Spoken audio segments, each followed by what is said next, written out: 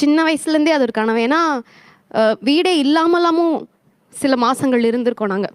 அது அட்ரஸே வந்து வேற ஒருத்தங்க வீட்டில் ஸ்டே பண்ணி படித்தனால அவங்க வீட்டு அட்ரஸ் போட்டு ஐடி கார்டு வாங்கின கதையெல்லாம் இருக்குது. ஏன்னா நம்ம வீடுன்னு ஒரு அட்ரஸே இருக்காது, அந்த மாதிரிலாம் இருந்திருக்கு. நமக்கு வந்து நல்ல வாடகை வீடு கிடச்சிட்டா சூப்பர்ன்ற நிலைமை தாண்டி இன்றைக்கி நம்மளோட பூமியில் நம்ம இருக்கோம், கீழேருந்து வானம் வரைக்கும் இது நம்மளோட இடம் அப்படின்னு நினச்ச ஒரு வீடு கட்டது ரொம்ப சந்தோஷம்.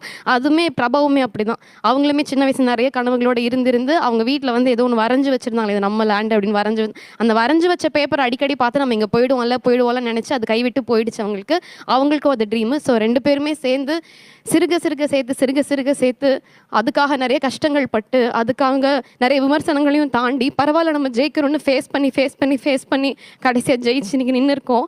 நேற்று தான் கிரகப்பிரவேசம் முடித்தோம். நேற்று நைட் அந்த வீட்டில் தூங்கியே ஆகணும்னு சொன்னாங்க. தூங்கிட்டு இன்னைக்கு காலையில் அப்படியே இந்த ஷோக்கு நாங்கள் காலையில் கிரகப்பிரவேசம் அன்னைக்கு இந்த வீட்டில் தூங்கணுமாங்க.